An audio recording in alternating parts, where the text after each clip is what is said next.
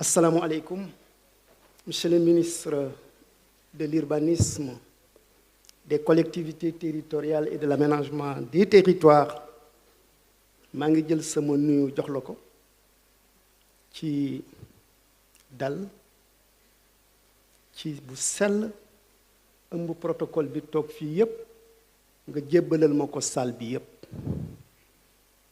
di ñaan yàlla li nga xam ne moom lañ ma dénk tey te comité scientifique bi tëgg ko ñaan yàlla mu tënk sama kàddu ba lépp li nga xam ne kilifa bi moom la ciy ut bu ñu demee ba ci càppaandaw bi mu dëppoo ak li muy ut yàlla mën na ko yàlla na ko def yaara bi ñu tàmbalee communication bi ci rapport bi. Nous avons un excellent fil conducteur dalee ko ci monsieur le directeur de cabinet ba ci film bi mu jox ñu benn yoon boo xam ne dina yombal communication bi tey rapport bi ñu pënk ko ci ñeenti poñ yoo xam ne dafay ñëw rekk ci li nga xam ne ministère en charge des collectivités territoriales def na ko ci 8 pôles yi d'abord ñu wax ci cadre de mise en place des pôles lan moo undu pôle territoire pourquoi les pôles territoires et quelle est la place des pôles territoires dans l'agenda national de transformation bu ñu paree ci loolu ñu dugg ci déroulement bi mais avant boobu balaa ngay dérouler da ngay am méthodologie ngeen toog waxtaan ban yoon ngeen war a jaar bi nga xam ne mu gën a jàppandi ba li ngeen di wax nit ñi dinañ ko comprendre ba bu ngeen paree nit ñi dinañ mën a agir bu ñu dérouler ba pare nag ñu tirer les grands résultats yi nga xam ne moom lañu am lan mooy enseignement yi gën a fës et in fine lan mooy suñ perspective d'intervention donc ñeenti poñ yooyu ci lañ bëgg a waxtaan ak yéen ñu tàmbali ci orientation yi nga xam ne ni kilifa réew mi moo ko joxe muy lu am solo conseil des ministres du 8 janvier 2025 monsieur le président de la république dafa wax ne nañu baral opérationnalisation pôle territoire parce que pôle territoire mooy nekk xolu succès développement économique et social bu Sénégal mu teg ci ne dañoo war a très rapidement catalyser la création d'emplois njëriñu pôle territoire yi ñu fësal ko investissement privé bi ñu jox ko gëddëm potentialité des territoires yi ñu valoriser ko loolu mu nekk ay orientation yu am solo monsieur le premier ministre Ousmane Sonko dans sa déclaration du 27 décembre 2024 jël pôle territoire yi ne mooy xolu vision de développement bu Sénégal mu teg ci ne pôle territoire yi dañoo war a renforcer pouvoir économique bu collectivité territoriale et pôle territoire yi tey ñoo war a nekk instrument d'aménagement équilibré du territoire mu jox gëdd bu baax ministère des collectivités territoriales ci liggéey bi nga xam ne moom la ñu war a def alors ñu ñëw nag ci li nga xam ne Sénégal yépp xam nañ ko muy agenda national de transformation ñu ne ban place le pôle territoire yi am mu am ñaari face à face ci lecture bi nga xam ne ministère bu urbanisme ak collectivité territoriale def président dafa wax développement endogène ne jël suñu ressource ak suñu potentialité ñu gëddal ko jox ko cër bi mu am ci développement mais développement endogène finalité bi c'est le mieux-être des citoyens su fekkee ne citoyens yi gisuñu seen bopp ci développement bu amul solo moo tax premier face à face bi ci agenda bi dans les territoires mu nekk développement endogène face aux citoyens mais boo ciy tàmbali budget ngay tàmbale ñépp wax nañ ko fi discours yi wax nañ ko fi collectivité territoriale am nañ cër ci budget boobu nag ci la ñuy duggee ñun ci pôle territoire yi mais suñ porte d'entrée collectivité territoriale yi wane ko plan la ay la yëwan boo demee ci collectivité territoriale yi la porte d'entrée c'est la planification pôle territoire yi kazalika mais plan boobu co-conception la Aujourd'hui ministère bi tàmbale na ko ci schéma directeur yi mais daf ko co-construire avec les acteurs pour que ñu identifier les investissements structurants yi nga xam ne mooy defi ji développement indi la rupture. Deuxième élément bi nañ ko jàpp bu baax c'est le secteur privé leader. Et bu ñu bëggee secteur privé bi doon leader mais il faut que investissement yi intéressé ko. Quel est le niveau d'attractivité de nos territoires avec des investissements porteurs qui mobilisent le secteur privé? Loolu mooy élément bi gën a fës pour ñun ci collectivité territoriale ak territoire parce qu'il n'y a pas de philanthropie dans le privé. C'est des business, c'est une valeur ajoutée et c'est des dividendes à prendre. Mais bu ñu duggee ci loolu il faut que réforme yi am ay la yëwan commencé nañ ko. Code des investissements, c'est l'investisseur qui occupe la part belle. Les réformes fiscales ñëpp yëg nañ ko ci Sénégal mais réforme territoriale yi day dugg mu indi nag un environnement suffisamment attractif pour permettre au privé d'intervenir. Mais li ci gën a am solo loolu yëpp ci territoire yi lay am mais pour la première fois dans le champ lexical du développement territorial on a entendu parler des territoires responsabilisés. Mais territoire responsabilisé, c'est lui qui prend l'initiative, qui innove et qui met en œuvre. Loolu mooy njëriñu xolu pôle territoire dans l'agenda national de transformation. Et ces territoires responsabilisés ñooy nekk la déclinaison des politiques publiques sur un espace maîtrisé. Et suñ la responsabiliser dañ lay jox ay pouvoir nga exécuter ko pleinement. Pour nous aussi, pôle territoire, la question de la gouvernance des territoires day dikk. Comment les pôles territoires vont s'administrer? Commencé nañ ko wax ci discours yi dinañ ci gën a ñëw te poñ bu am solo la dans la structuration de l'agenda national de transformation en lien avec les pôles territoires. Mais boo gouverner ba pare le pilotage doit être performant. Aujourd'hui, dans le champ lexical de la décentralisation, la performance est actée. Mais dans les pôles territoires, c'est le pilotage de toutes les ressources, factorielles, matérielles, immatérielles. Tout. Mais ce que amee li monsieur le président de l'UAL doon wax léegi te ma d'accord ci bu baax ca la ñu am la contribution maintenant de nos pôles économiques de développement dans la souveraineté économique. Quelle contribution! Et cette contribution est fortement attendue et dinañ ci ñëwaat. Lii nag du doon benn at budget at bu nekk la cycle lay doon ñu am ko dans l'horizon 2050 Sénégal juste souverain et prospère. Lii mooy solo pôle territoire. C'est cette démarche nouvelle, cette vision nouvelle articulée au pôle mooy indi la spécificité de notre département ministériel. Bu ñu paree ci loolu nag ñu ne donc pourquoi les pôles territoires? Pourquoi les pôles territoires? Kooku duñ ci yàgg parce que ñëpp wax nañ ko fii.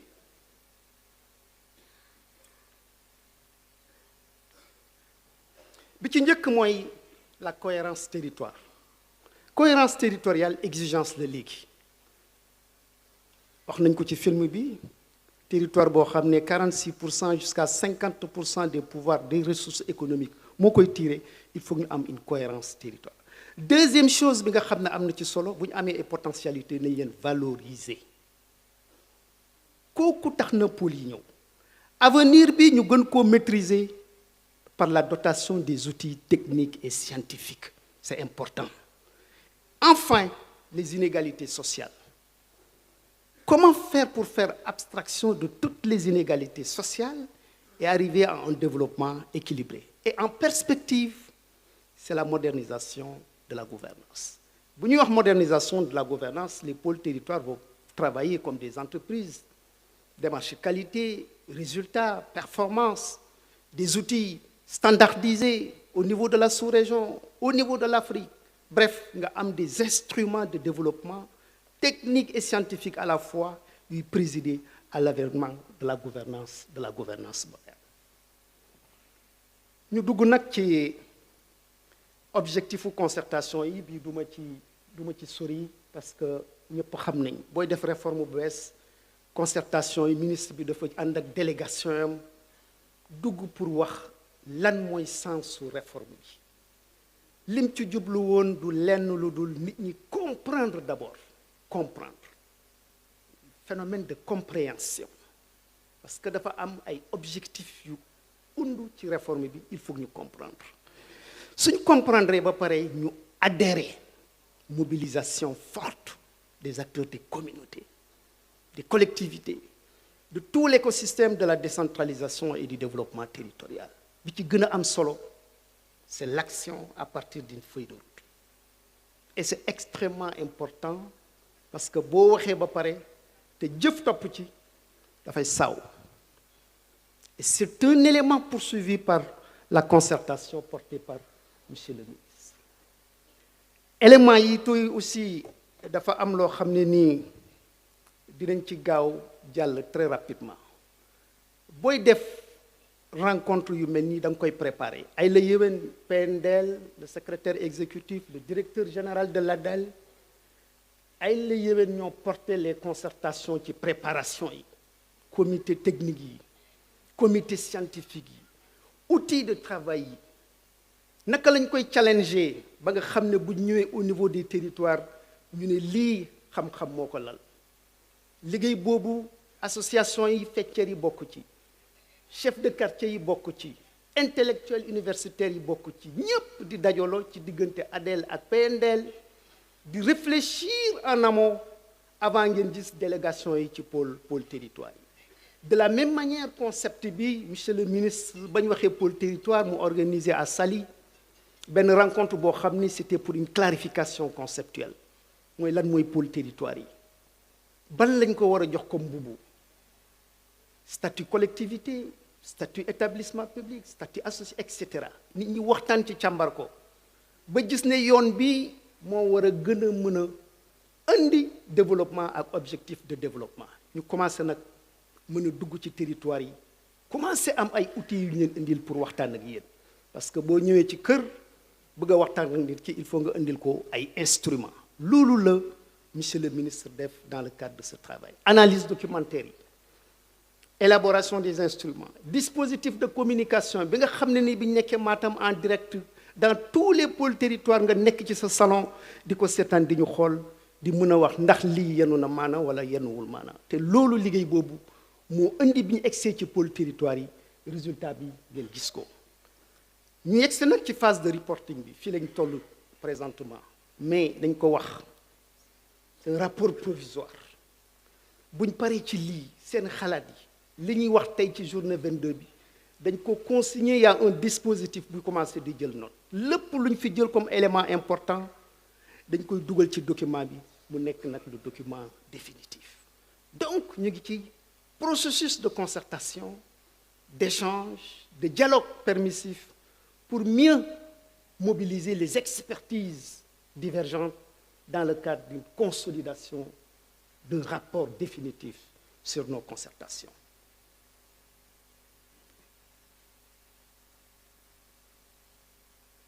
Ñu continuer waxtaan bi ñëpp wax nañ ko monsieur le directeur de cabinet wax na ko kilométrage bi du ma ci sori li ma koy mën a symboliser mooy nga jógee ko Ndakaaru dem ba Bamako frontière la Bamako frontière bi Niger la nga dem ba Niamey ça nous fait à peu près 2660 kilomètres Ndakaaru ba Niamey nga dellusiwaat Ndakaaru ça vous fait à peine 5200 et quelques kilomètres loolu lay montrer ci symbole d'endurance de persévérance et de rencontre des acteurs au sein des territoires Dakar ba Niamey nga di ko dox il nous a dit la marche du processus ngeen mën a xam effort yi nga xam ne au nom de l'État du Sénégal le département ministériel consentir na ko pour porter la bonne parole auprès des acteurs des territoires et recueillir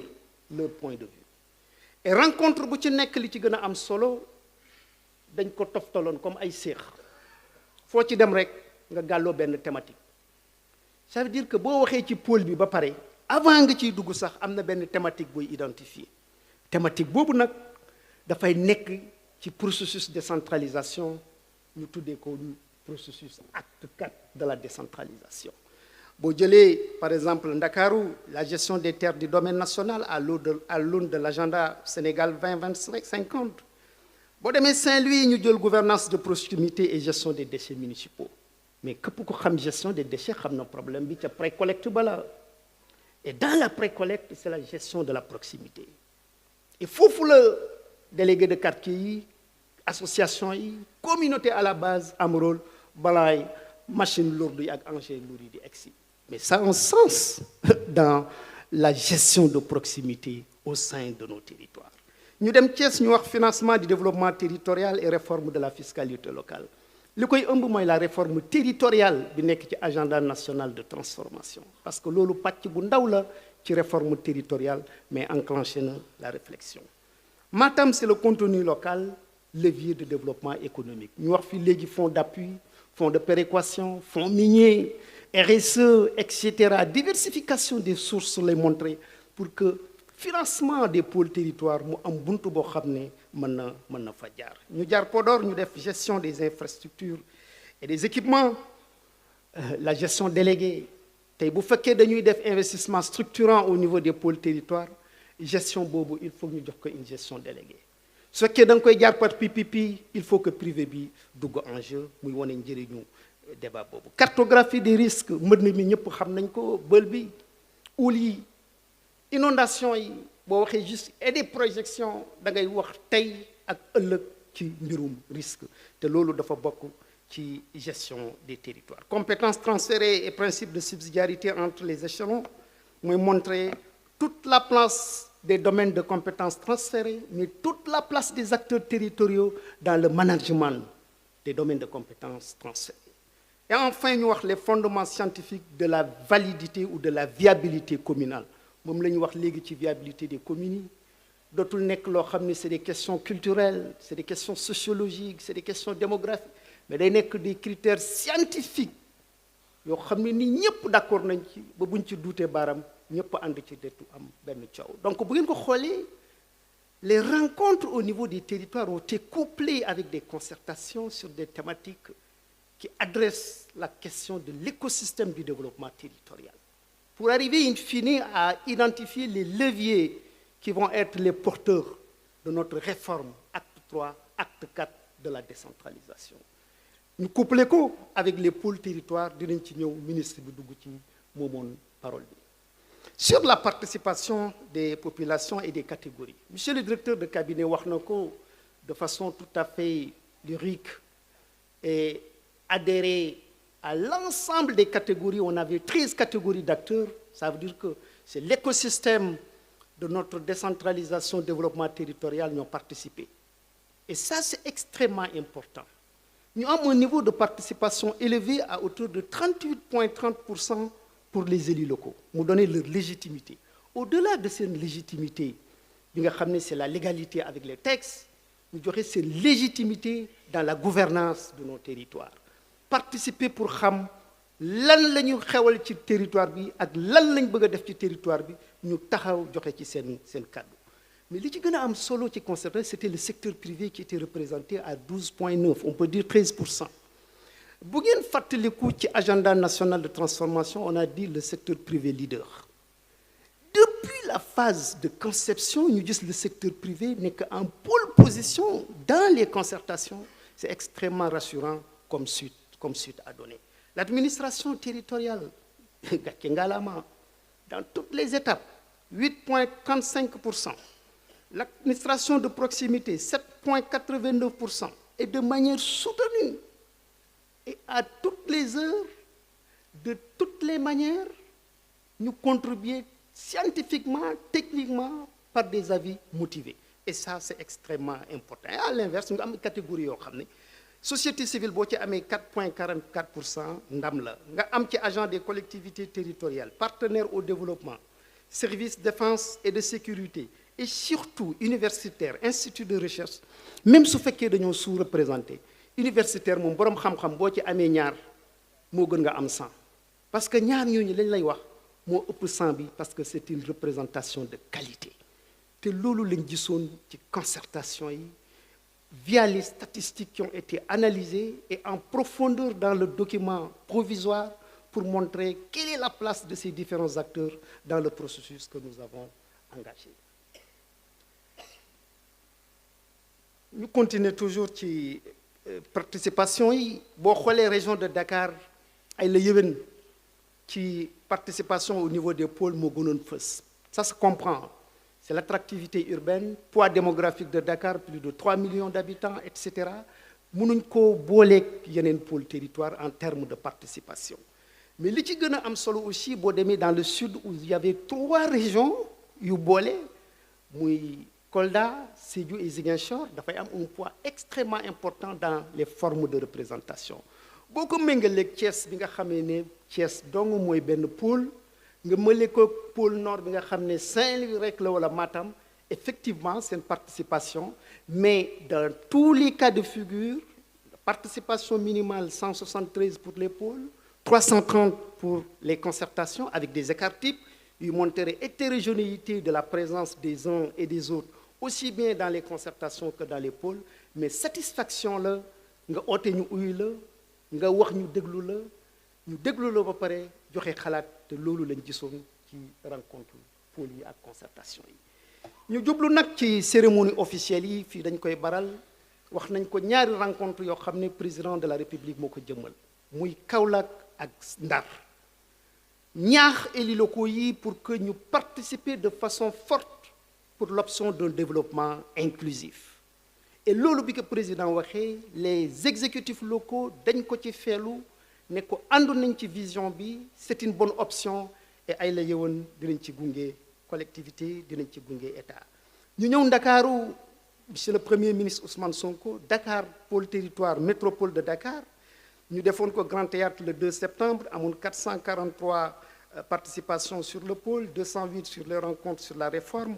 Au total ñu am 651 participants et bi ñu ko defee ñëpp xam nañ ne Dakar xar-xaram dina changer à l'horizon 2050 mu nekk une grande métropole buy mun a commercer au plan international, joxe toute la spécificité de Dakar. Monsieur le ministre ñëw def juróom-benn rencontre yoo xam ne au sein des territoires avec toute l'équipe et la technostructure administrative, avec les élus partout présents pour faire ces rencontres au niveau des pôles territoires. Diourbel Louga, monsieur le ministre dafa wax rek ne compréhension des politiques publiques territoriales dafa am solo. C'est l'un des premiers objectifs quand vous faites des rencontres de sensibilisation avec des cadres de concertation, la compréhension. Mu insister sur la bonne compréhension de cet élément important. Merci, c'était. Ñu dem ci pôlu Thiès bi. Nous concrétiser les options fortes de l'État en matière de territorialisation des politiques publiques. Parce que concept bi ñu ngi koy wax mais yaakaar nañ ne pour une fois les conditions sont offertes pour que territorialisation ñu jëm ci te dinañ ci dugg. Thiès le 6 mars 65 ñoo participé woon ci rencontre sur le pôle, 137 rencontres sur acte 4 bi. On avait parlé de la question du financement du développement territorial et de la réforme fiscale. Pôle Nord-Est Matam ñu am une orientation mobilisatrice autour des enjeux de la réforme. ay la yéwén rencontre boobu ñu ngi ko def entre le 18 et le 19, 132 sur les rencontres sur le pôle, 128 participants rencontre acte 4. ñu parler du contenu local, levier du développement économique durable et que population yi ngeen gis ko nii avec les autorités administratives ñu amoon des réflexions très fortes sur enjeu réforme bi naka lay tëddee. Pôle Sud, Sédhiou, Kolda, Ziguinchor, ñu wax fa monsieur le ministre fësal fa les obstacles à l'essor économique du pôle Sud-Est. Gàncax gi bëri na, potentialité yi bëri na, mais ay la yéwén am na ay contraintes. C'était le 3 et le 4 à Sédhiou, 176 sur les rencontres sur les pôles, 235 rencontres à 4, ñu parlé compétences transférées et principe de subsidiarité entre les échelons territoriaux. Ñu dem Sud-Est Tamba Kédougou, potentialité du pôle territoire Sud-Est magnifiée parce que xool leen nataal bu taaru bi les autorités administratives en première ligne jekk ci tenue yor éthique de responsabilité yor compétence technique pour administrer nos territoires ñu nekk en pole position toog di déglu di joxe seen xalaat mu nekk un résultat extrêmement important dans la catégorisation des acteurs ayant participé à ces travaux. Tamba, c'était le 5 et le 6, 145 rencontres sur le pôle, 176 rencontres acte 4, ñu wax les fondements scientifiques de la viabilité communale. Ñu dem pôle nord, Podor, les collectivités territoriales ont gagné en autonomie. Loolu lañ gis ci Podor parce que rencontre bi loolu la wone 130 rencontres sur le pôle, 190 rencontres acte 4, ñu parlait de gouvernance de proximité, gestion des déchets. D'abord, première rencontre à Saint-Louis, ensuite ñu ñëwaat gestion des équipements services liés à chaque domaine de compétences transférées, parler de l'évolution des risques d'inondation fluviale à Podor et des mesures de prévention, 320 participants. Mu nekkoon ay rencontres yu am solo yoo xam ne cérémonie officielle bi déjà rek wane na tonalité bi nga xam ne moom la rencontre yi di war a am. Ñu dugg ci deuxième pàcc bi nga xam ne c'est la note de présentation avec monsieur le ministre mu dem personnellement sur le terrain au niveau des pôles, un style direct vraiment qui accessible di wax olof comme ni ñu koy defee tey nii pour que ñëpp comprendre. D'abord fu mu ci dem rek ñeenti poñ yi lañ ciy gën a fësal: importance du pôle, mobilisation de l'ensemble des acteurs territoriaux, développement d'une stratégie endogène, et li ci gën a am solo c'était la réponse à toutes les questions. Yëpp ku poser question ñu toog déglu mu bind nga pare mu répondre ñu pare mu def une synthèse joxe une orientation mobilisatrice. Ci présentation bi lépp yëg ngeen ko ba pare moo tax dañ ciy gaaw. Principe directeur yi ñett la woon: centralité du territoire, principe de contractualisation, adoption de l'approche programme. Lii nag bu ñu koy wax day indi doxalin bu bees. Ñoo wax centralité du territoire ba pare wax contractualisation, principe directeur mooy da nga koy jëmmal dans la mise en œuvre. Monsieur le ministre aussi ñëw ci vision bi des pôles territoires compétitifs et intégrés, moteur durable du développement d'un Sénégal souverain et ouvert, mu nekk contribution dans la vision de l'agenda national de transformation, avec des missions de coordination des initiatives locales pour favoriser leur meilleure contribution à l'effort national de développement. Léegi mission yooyu ñu ngi am solo boo ko porté ci attribution yi. Mission boobu ñuy wax coordination initiative locale et cetera soo ko bëggee def il faut nga am attribution yu claire. Attribution yi boo koy xool monsieur le ministre bi mu koy expliquer dafa wane ne c'est la chaîne de développement le recouvrer. Depuis l'identification, la conception, la mise en œuvre, la coopération, le financement, dara bàyyiwuñ ko ci mission yi ci attribution yi nga xam ne chaîne de développement moom la am. Attribution yi dafa war a am njeexital parce que domaine de compétence yi la war a fësal. Effectivement mu amoon bu ngeen xoolee 1 ba 9 yooyu ay la yéwén ci domaine de compétence transféré collectivité dañ koy actualiser. Ñu yokk ci ñett yoo xam ne nii dafa am solo muy développement économique social, économie sociale et solidaire tey nga xam ne ñëpp xam nañ ne buntu xëy la pour xale yi ak coopérative yi, infrastructure mobilité et transport, hydraulique assainissement, énergie renouvelable, et enfin innovation recherche et développement sur les dynamiques territoriales. Mu nekk fukk ak ñett compétences yoo xam ne nii pôle bi daf ko war a boot te bu koy boot il faut mu ànd ak xam-xam bu wóor dinañ ci ñëw. Répartition des compétences yi ci pôle bi ni ñu ko waxee léegi moom mooy yore stratégie globale et projet structurant yi, département nekk échelle intermédiaire, commune de base yi nag nekk di def une gestion de proximité comme ni ñu ko doon faral di defee. Bi bu am solo la yëpp am na solo waaye bii mën nañu wax ne c'est extrêmement attendu ci concertation yi ñu doon def pour que monsieur le ministre bu ci yegsee da ngay gis day defaraat toogaay bi pour que nit ñi gën a mën a comprendre fi mu bëgg a jëm. Et lii mooy pôle territoire bi moo koy porté ji établissement public territorial la ci biir nag mu am ay outils yoo xam ne ñooy yore le pilotage de la politique de la gouvernance territoriale, joxe orientation stratégique, délibération, décision, suivi, évaluation. Comme ni collectivité territoriale di fonctionner, mu am conseil maintenant de territoire.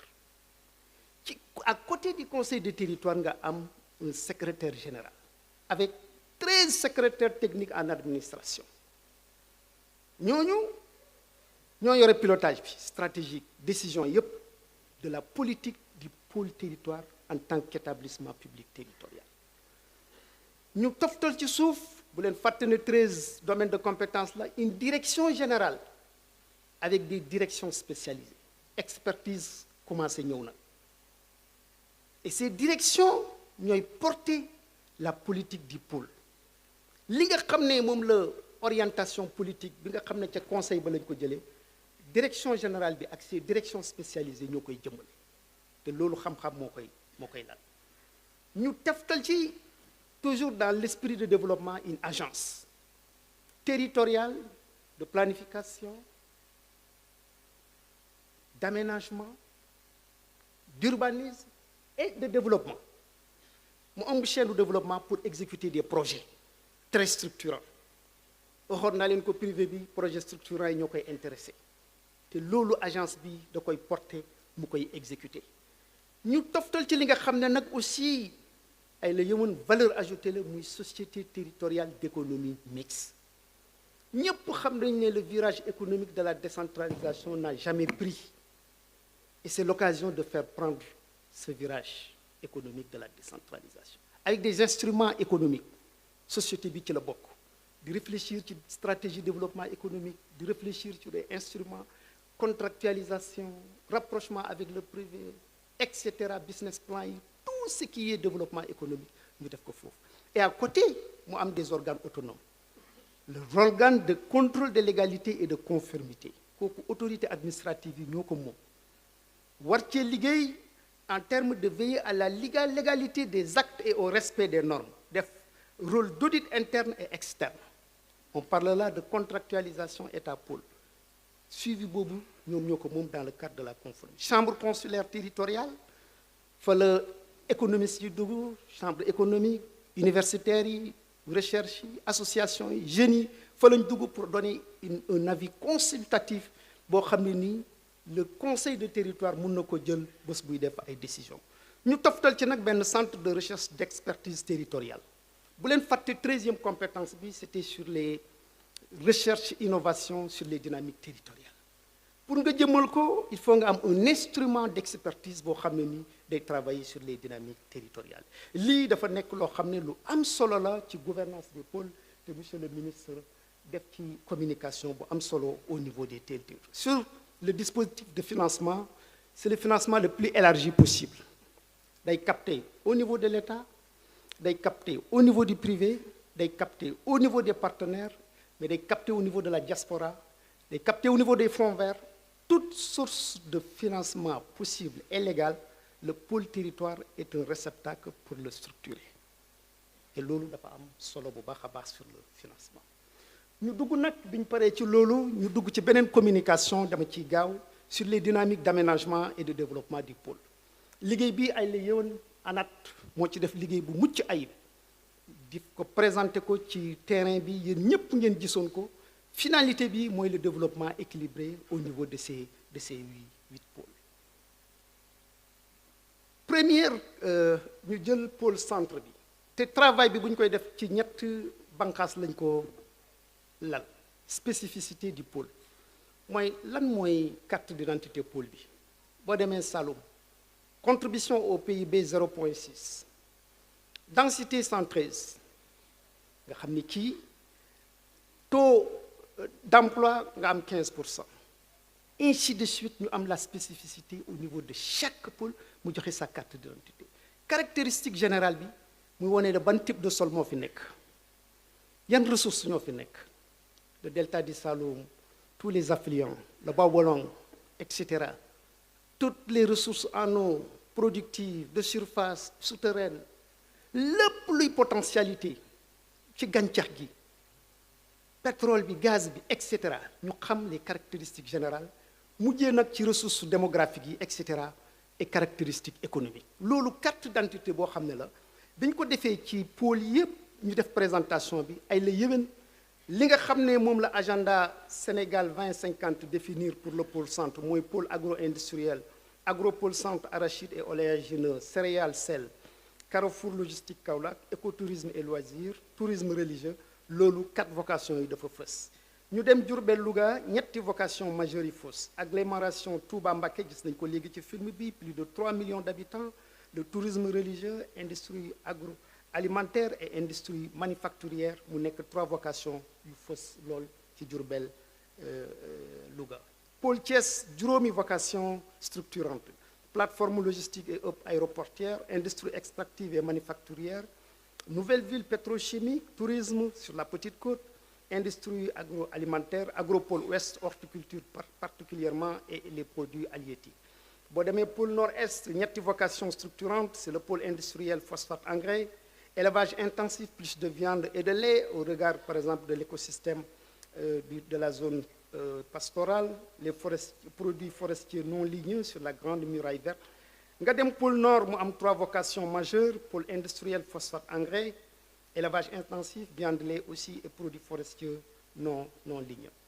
Nga dem pôle sud, 3 vocations aussi structurantes, le grenier agricole et le pôle agro-industriel, agropôle sud, fruits, légumes, céréales, anacarde et arachides, tourisme, écotourisme culturel et loisirs, et une plateforme logistique au niveau du sud. Nga dem sud-est, 3 vocations majeures, plateforme logistique régionale, écotourisme, Nokolokoba, Pays Bassari, IAA, agropôle est, céréales, bananes et coton. Enfin, nga ñëw pôle Dakar, pôle territoire métropole de Dakar, 3 vocations majeures, 5 autant pour moi, services à valeur ajoutée, capitale mondiale de la mode et de la culture africaine, métropole tourisme d'affaires, pôle régional de formation, de recherche et d'innovation, pôle IA, industrie manufacturière et assemblage. Donc lii mu nekkoon ay liggéey yoo xam ne nii bi ñu ko présenté ci territoire yi ay la yéwén ñëpp rafetlu woon nañ liggéey boobu. Muy dernier élément sur les dynamiques, la carte des projections, des risques et des projections. Lii waxtaan bi rek mooy dañoo fekkoon période boobu inondation bi xaw a fës ci gox bi ñu ne dañuy indi thématique boo xam ne nii day méngóog lii waa gox bi di vivre mu nekkoon la question des inondations. 2024 ñëpp yëg nañ ko Podor arrondissement Gamadji Saré gis nañ ni mu amee woon ay tolof contrairement à Saldé ak beneen collectivité beneen arrondissement bi Gamadji Saré moo ci gënoon fës. Mais li ci gënoon am solo mooy boo xoolee sur 24 123 hectares 5 167 hectares de riz irrigués yi yegsioon presque à maturité yooyu yëpp dafa yàqu mu indi ay conséquences à tous les niveaux sur le plan économique et cetera et mu nekkoon ay conséquences yu métti ci jamono jooju en 2024 moo tax bi ñu defee présentation bi population ba foofu ñu doon participer rafetlu ko li ci gën a am solo mooy les plans de mesure et de gestion et de résilience bu lii amee naka lañ koy gàttandoo ak buñ ko gàttandoo ban njeexital la war a am ci ñun muy ay plans communaux d'alerte et de secours, la gestion concertée du barrage de Manantani nga am ay zones de refuge mais li ci gën a am solo il faut nga indi des mesures infrastructurelles ay enrochement ay bassins de rétention ay radiers ay ponts etc. À côté des mesures infrastructurelles da ngay am des mesures non infrastructurelles c'est les plans de gestion concertés etc. lii jàngat boo xam ne la def nañ ko ci pôle territoire yi te ñu yaakaar ne lu am solo la. ñu dugg ci beneen poñ bi nga xam ne nii ci waxtaan bi la te amoon solo te ñu gaaw ci tuuti mooy indice composite de dynamique territoriale. Pôle territoire directeur aménagement des territoires docteur Sène liggéey ci liggéey bu mucc ayib ak équipe am challenge ko ak ministère bi au niveau de toutes les directions pour indi instrument de travail bu bees muy am avantage consolider instrument yi nga xam ne moom lañ amoon mesure de performance amoon nañ ko fii amoon nañ fii nu ñuy identifier ay gap amoon nañ ko fii boo demee ci document de planification outils yi da nga fi fekk mais le suivi participatif du développement dafa yeggagul te outil bii dafay rassembler ñetti yooyu yëpp moo tax ñu tuddee ko indice bi nag liñ ci gis mooy dafa ànd ak xam-xam ay variables ak ay indicateurs parce que boo ne indice rek war ngaa mën a natt te indicateur moo lay nattal léegi booy natt il faut que données yi mucc ayib moo tax day travailler directement avec les services étatiques spécialisés ANSD sur les données démographiques, Direction générale DGPPE sur les questions spécifiques, couverture CMU, taux d'achèvement, etc., sur les infrastructures sociales de base, enquête harmonisée sur les conditions de vie des ménages, enquête nationale sur l'emploi, le travail et les salaires yooyu yëpp mu nekk ay données de base yoo xam ne moom la jël dëxañ ko fii mu indi ay résultats yu mucc ayib. Méthodologie bi aussi dafa scientifique, dafa ànd ak rigueur. Pondéré, il faut nga am facteur de pondération boo xam ne moom ngay yemalee ñëpp. Nga classifier, maximaliser et nga minimaliser. Maximaliser boo jëlee taux d'emploi dañuy bugg mu jëm kaw. Taux d'emploi boo amee 100% mooy souhait bi, boo amee 90 mooy souhait. Donc foofu na nga koy maximaliser. Boo jëlee nag prévalence, à prévalence bi dafa war a tuuti da nga koy minimaliser. Feebar bi ñu ne prévalence, taux de prévalence bi lii la dafa war a gën a tuuti. Donc ñaari écart yooyu dafa am ay amplitude. Boo paree nag ba calculer nga def score. Li ñuy wax collectivité territoriale aussi dañ ko war a catégoriser. Développement dañuy catégoriser ñu def score boo defee sa score nga agrégé score yëpp pour mën a génne nag lan mooy classification des pôles. Pôles yëpp ay la yéwén ñu classé leen.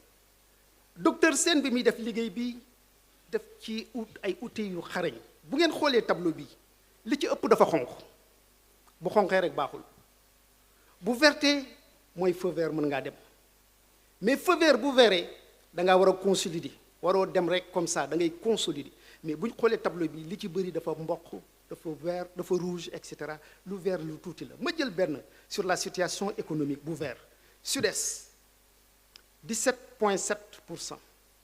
Sud-Est c'est Kédougou Tamba donc mën nañu wax foofu industrie minière yi et cetera ñoo tax développement situation économique bi daw mais tout de suite nga am benn contrainte bu mag a mag buy feeñ mooy la dynamique entrepreneuriale. Ça veut dire que ña nekk ca gox ko baax du ñoom ñooy jël ay initiative entrepreneuriale pour développer seen gox moo tax mu rouge donte situation économique bi favorable na et cetera et cetera. Nga dem ba ca suuf a suuf niveau d'attachement bi toujours Sud-Est mu ëppale 26,6%. À côté de Matam 27%. muy wane ne attachement sur ces territoires là population yi dañ ko am forte parce que dañuy identifier wu à leur territoire. Dakar ñu fa nekk bu nawet jotee et cetera tabaski jotee ñëpp dem fu ñuy dem ci gox-goxaan yi la ñuy dem l'attachement à ces territoires a été identifié. Variable yi nag boo koy xool juróom-ñaar la woon mu def ci bu nekk liggéey boo xam ne nii indi ay statistiques yu indi ay nataal yu leer a leer. buñ ko xayma classé ko pôle Dakar ak pôlu Thiès mën nañu wax Dakar très dynamique en forte vitalité Thiès dynamique ou en vitalité nga jël ay léeg-léeg Diourbel Louga mu nekk moyennement dynamique ou en développement. Ça veut dire booy def réponse yi ci des yëpp da ngay def élément de réponse d'urgence en fonction de diagnostic bi lim la jox donc lii rek mën na justifier la présence des pôles et cet outil moo ñu ko jox parce que dafa ñaw. ñu jógee fa def ay recommandations générales sur de façon plan national pour l'entrepreneuriat liggéey bi bu ngeen fàttee premier cadre bi chef de l'État waxoon la création d'emplois que ces pôles soient des bassins d'emploi améliorer l'accès aux services fépp la des observatoires territoriaux promouvoir l'équité territoriale formation appropriation citoyenne et renforcer les partenariats publics-privés. Dans chaque pôle ñu ñëw ci yi nga xam ne juróom yi nga xam ne dañoo sooxe yi nekkoon en dévitalisation ñuy wax ne yi nga xam ne seen indice de développement composite bi territorial dafa wàcc yan résultat la ñu jox ak ban réponse la ñu am. Boo jëlee le pôle nord-est dafa laaj ay programme d'urgence pour que entrepreneuriat ñu créer ay emplois locaux te loolu ay la léwén ñëpp d'accord nañ ceeg ñun mooy pôlu Matam bi. Ñu dem ci beneen pôle muy pôle sud-est Tambacounda Kédougou plan d'amélioration de l'accès aux services publics li ci gën a élémentaire foofa demee foofu société ONG yi fay liggéey yëpp l'accès aux services te daf kii bi daf ko feeñal. Ñu dem sud la promotion du tourisme durable pour dynamiser l'économie, attirer les populations, le développement des coopératives agricoles pour la sécurité et le soutien aux micro-entreprises pour les incitations fiscales. Pôle centre bu ñu ñëwee ci pôle centre bi ñu ne créer des zones économiques spéciales et spécialisées dans l'agroalimentaire.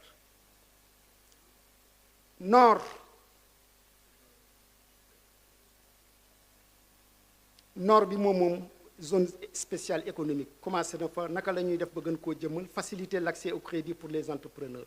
L'amélioration de l'accès aux services de santé, d'éducation est également nécessaire, notamment pour contrer une faible attractivité migratoire. ñu ñëw nag ci yan mooy consensus yi fort yi nga xam ne ñii ñun moom lañ jàppagum di xaar ngeen dolli ci ñu yokkal liggéey bi mooy que démarche bi nga xam ne ministère des collectivités territoriales indi na ko ay la yéwén démarche bu baax la jógee ko ci suuf di yëg ci kaw ñëpp d'accord nañ ci parce que ba léegi dugguguñ ci mbir mi ñu ngi ci concertation donc démarche bi baax na ñaareel bi mooy pôle territoire opportunité de territorialisation des politiques publiques bu ngeen xoolee direction générale yi war a nekk ci pôle bi société d'économie territoriale mixte bi war a taxaw nga am le centre de recherche nga am les organes consultatifs autorités administratives ñu gën leen jox gëdd mën nañ gëm ne la charte de la déconcentration war nañ ko mën a commencer appliquer au niveau des pôles territoires. Le statut de l'établissement public territorial préférence territoriale la bi ñu demee fépp monsieur le ministre fépp fu mu wax ñëpp dañ ko dooleel ci loolu. Renforcement des domaines de compétences à transférer au pôle territoire boobu aussi bi mu waxee fukk ak ñetti compétences yi domaine de compétences autant pour moi ñëpp dañoo wax ne lii mën naa jëmmal développement en lien avec attribution yu ñuy jox pôle yi. Toujours ñu continuer impératif d'un développement économique structurant le privé la ñu wax day intervenir projet structurant mais versus développement économique loolu aussi lu façon la ci waxtaan yi.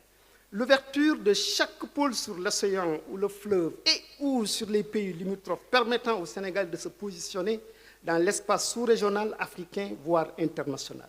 La question frontalière et même transfrontalière dafa génn ci concertation yi mu montrer que thématique bu am solo la boo xam ne nii dañ koy jël en charge. L'opérationnalisation des pôles territoires une démarche prudente, progressive et irréversible. ñu fi nekk ñëpp ci décentralisation xam nañ ko moo tax tàmbalee ci ñett yi bu ñëwee ci perspective yi monsieur le ministre dina ci gën a ñëwaat.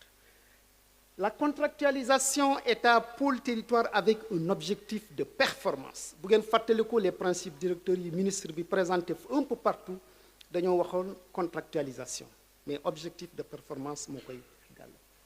La question sécuritaire et le contenu local pour que ñu diversifier les sources de financement au niveau des pôles. ñu ñëw nag de façon spécifique dans chaque pôle territoire qui c'était de façon générale ñëpp la concerné mais lii da nga ko ci yokk boo ñëwee ci pôle centre. Pôle centre ñu ne effectivement le potentiel agricole comme moteur principal ñaareel bi participants yi nee nañ investir dans des unités de transformation agroalimentaire et des infrastructures de stockage. ñetteel bi nee nañ renforcer les corridors routiers et ferroviaires afin de connecter le pôle centre aux marchés nationaux et sous-régionaux ci waxtaan boo xam ne la ñoom ñoo ko wax ñu génne ko fësal ko ci rapport bi. Le pôle Diourbel-Louga ñu ne l'importance de renforcer la transformation locale de l'arachide et de promouvoir l'artisanat comme vecteur de création d'emplois. Participants yi teg ci ne nañ améliorer les infrastructures routières pour connecter Louga et Diourbel aux autres pôles. Enfin ñu ne nañ émerger la valorisation des savoir-faire artisanaux, créer des centres de formation professionnelle adaptés. ñu dem Thiès ne concertation yi dañoo confirmer le carrefour logistique industriel et universitaire. Un large accord s'est dégagé sur les priorités suivantes: infrastructures de transport logistique, industrialisation, innovation, agropôle ouest et diversification économique. ñu dem ci pôle nord-est. Pôle nord-est bi Matam la dafa wax ne dañ désenclaver la région par des routes modernes, renforcer les infrastructures sociales de base. mu teg ci ne le rôle du pôle dans la production agricole et minière a été reconnu, tout comme son potentiel d'intégration économique transfrontalière. Et enfin ñu ne nañ valoriser le capital humain. Les acteurs ont reconnu l'importance de miser sur la jeunesse et l'éducation comme pilier de développement. Sur le pôle nord, nous avons valorisé l'agriculture irriguée et les ressources halieutiques comme piliers de développement. Mais nous avons renforcer la résilience climatique, notamment face aux inondations et à l'érosion, qui a fait également un large consensus. Il faut que langue de Balberi, le Sénégal a une leçon apprise sur la gestion des inondations et des effets climatiques. Les pays dans la sous-région comment des mesures infrastructurelles et non infrastructurelles ont été combinées pour arriver à renforcer la résilience des communautés.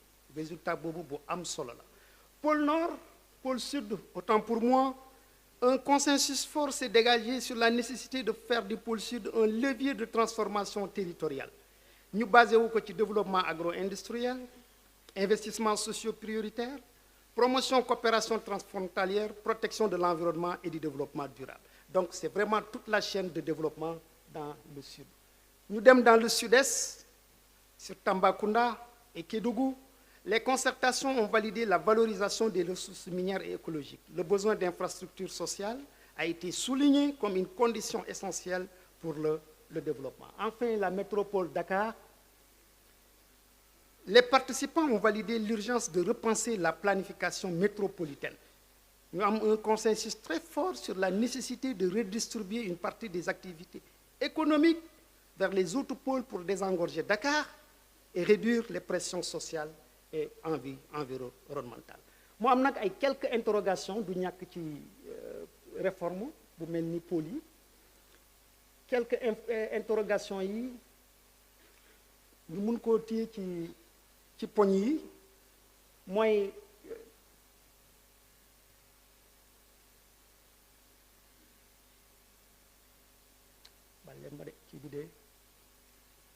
voilà. Une claire répartition des domaines de compétences à transférer entre les différents acteurs. Mom la ñëpp wax mode de gouvernance bi. Nombre de collectivités, une viabilité en question. Ñëpp tudd ko ñu posé wu ci ay questions. Les ressources humaines, la compétence en bandoulière.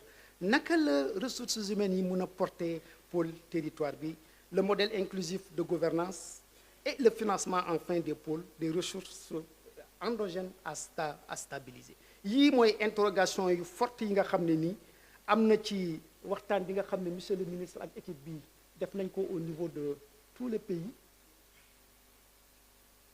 Nous mujjee ko nak de façon spécifique boko ci yoké dans chaque pôle amna ay questions sur le pôle centre, le besoin de base, équilibre territorial et les capacités locales. Il faut que nous améliorer ko. Sur Diourbel, le risque que la gouvernance des pôles concentre trop de pouvoir au détriment des communes. Louga et Diourbel ont également manifesté des ambitions concurrentes. Nous dem gouvernance foncière, planification urbaine et mobilité à Thiès. Capacité institutionnelle du pôle à mobiliser rapidement des ressources, nous avons au pôle nord, nord-est. Le pôle nord, une meilleure prise en compte du potentiel touristique. Le pôle sud, nous sur la clarté institutionnelle. Et le pôle sud-est, sur la priorisation des investissements. Dakar Métropole, le périmètre de la gouvernance de Dakar et la profondeur des défis. Nous avons quelques éléments qui ont apporté une réponse de monsieur le ministre. Nous avons sur Pôle Diourbel Louga, monsieur le ministre a fait un établissement public territorial doté d'un conseil délibérant représentatif et de bras techniques opérationnels afin de garantir une gouvernance partagée et une action efficace. Nous avons pôle territoire comme un cadre fédérateur qui permet d'agir collectivement. C'est ce compétence pôle bi, ce cadre fédérateur doit être fortement réaffirmé. La méthode doit être claire, renforcer capacité par une expertise technique de haut niveau et faciliter la décision par des instances de gouvernance inclusive. Li boko deglo tontu la à la limite ci ay questionnement yi nga xamné amon nañ ko. Ñu ñëw pôle Thiès. Monsieur le ministre insistait sur les budgets satellites. Pour démarrer, il faut avoir un budget satellite. Insister sur l'organigramme type des pôles. Nous avons une municipalité, nous fonctionner. Organe exécutif, organe délibérant, une commission. Ici, un secrétaire technique, comme il faut développer une direction générale et une direction spécialisée. L'habitat et le logement, une thématique importante, nous avons ci liggéey bi ñu dem pôle nord monsieur le ministre jukki fa tuuti ne l'avenir du pôle nord dépendra largement de la capacité à offrir de nouvelles opportunités à la jeunesse à travers l'emploi, l'entrepreneuriat et l'accès à des filières porteuses. L'élevage doit être intégré comme un véritable moteur de développement. Pour ne Matam zone sylvopastorale boo waxee développement ay la yëwan te boole woo ci élevage dañu xam ne xamoo développement nu muy tëddee ci zone yooyu. Le pôle nord pourra accroître sa compétitivité, favoriser les exportations et s'inscrire durablement dans une filière de développement territorial kooku sur le pôle nord. ñu dem Saint-Louis.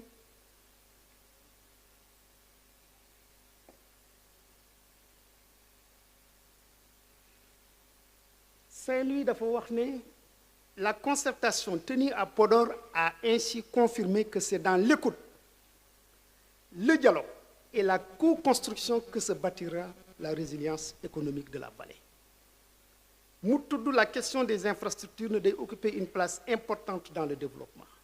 ñëw ne siège yi sax bu fekkoon ne développement durable bi ñuy wax ñu ngi koy uyoo dëgg dinañ inspiré wu ci conseil départementaux yi te loolu dafa am solo bu baax a baax.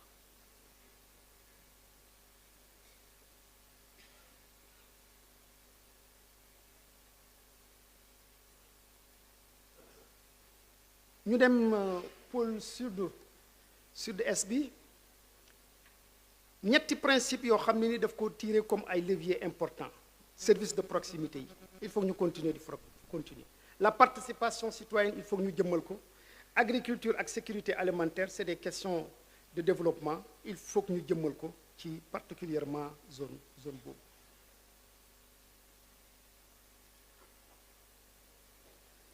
Pôle centre, la diaspora, son importance est indéniable.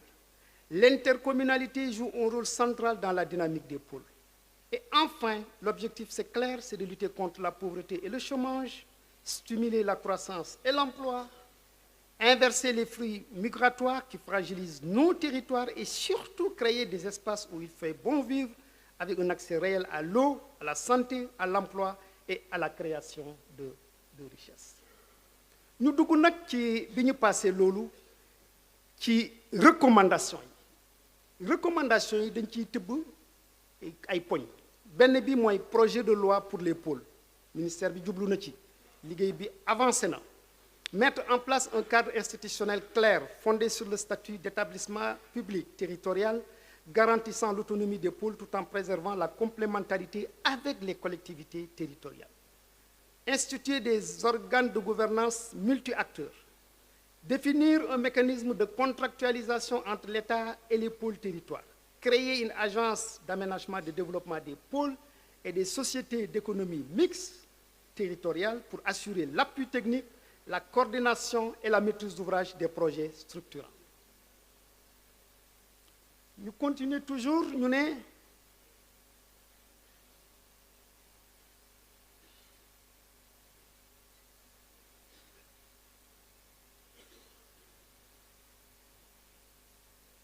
concevoir et mettre en œuvre un plan de renforcement des capacités pour les élus et les acteurs locaux. Consolider le rôle des villes comme point d'ancrage pour structurer l'espace des pôles territoires. Impliquer plus étroitement les sociétés publiques immobilières d'aménagement foncier. Inviter les associations faîtières à faire des plaidoyers auprès des collectivités sur les enjeux, l'importance et la place des collectivités dans la vision Sénégal 2050. Développer une stratégie de communication pour informer le plus largement possible les Sénégalais sur les avantages des pôles territoires.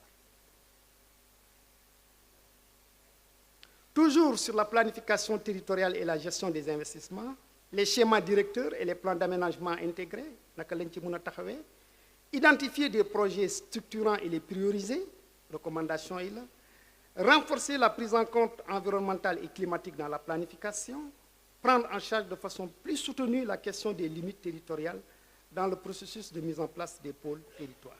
Réactualiser le PNADT selon la vision 50, élaborer la stratégie de développement économique des pôles territoires et veiller à un alignement de la stratégie New Deal au plan de développement et d'aménagement des pôles territoires.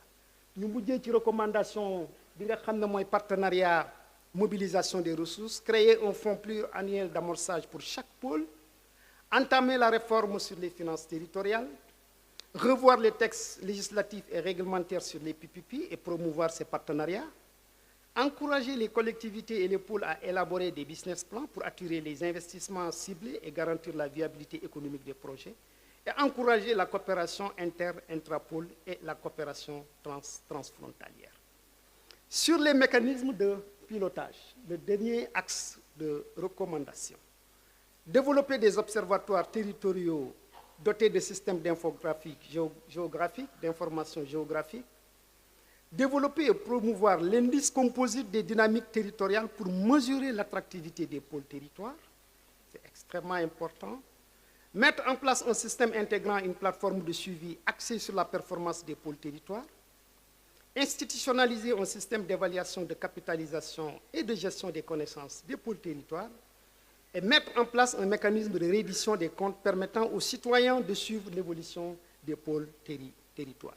Nous mujjee ci li nga xam ne nag mooy feuille de route bi nga xam ne moom proposition la mu am ñeenti étapes yu clé benn bi mooy déploiement amorçage des pôles territoires, concertation avec les exécutifs territoriaux des pôles ci phase 0 bi c'est le cadre normatif et mobilisation, cartographie nationale des usages, des risques et des projections tàmbale nañ, conférence interministérielle sur l'ancrage des compétences transférées muy ñëw après, la validation du document de public, autant pour moi des pôles territoires, moo ciy topp, adopter la loi d'orientation sur les pôles territoires, am un ancrage juridique, décret de création, d'organisation et de fonctionnement des pôles, am na atelier bu mag bu am semaine bële passé Saly, experts yi sur le plan juridique jànkoon ko, la mise en place d'un comité de pilotage interministériel incluant la présidence, la primature et les ministères sectoriels, notamment de l'économie, intérieur, agriculture, infrastructure, énergie et numérique, élaborer un manuel de procédure ay la yéwén pour nga xam yoon bi ngay jaar,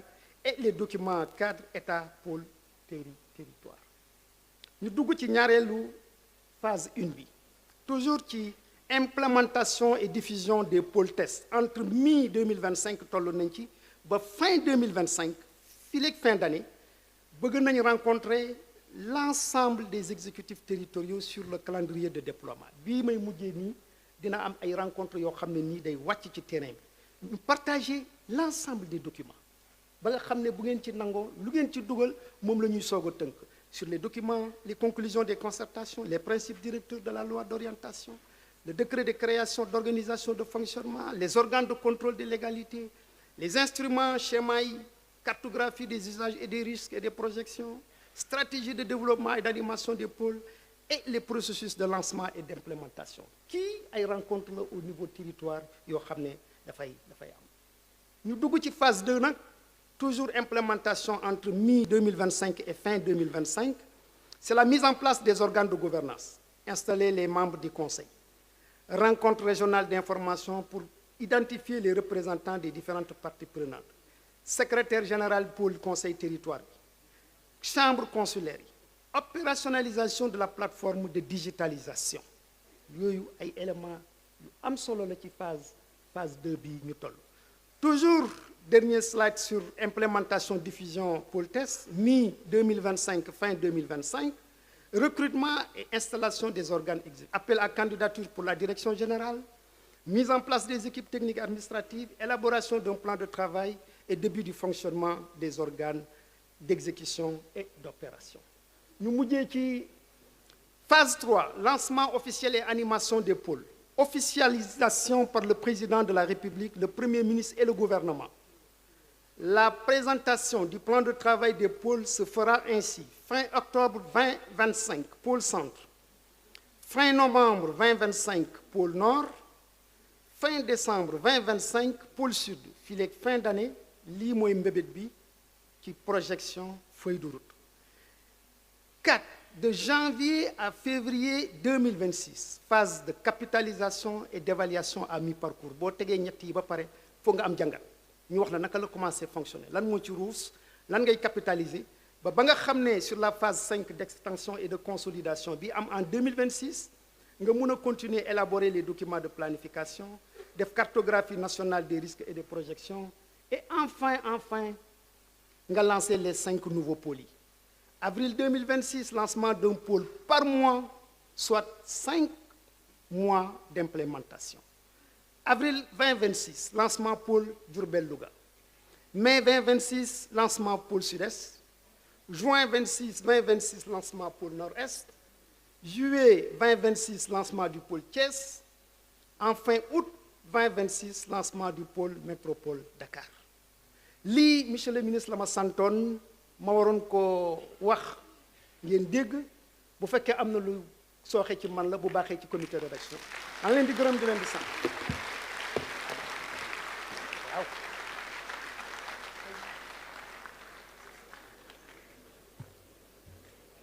Merci beaucoup. Gagné ñu tàccuwaat bu baax a baax a wax notre ami docteur Ousseynou Touré. Voilà, un grand expert voilà, de l'administration territoriale. Merci beaucoup.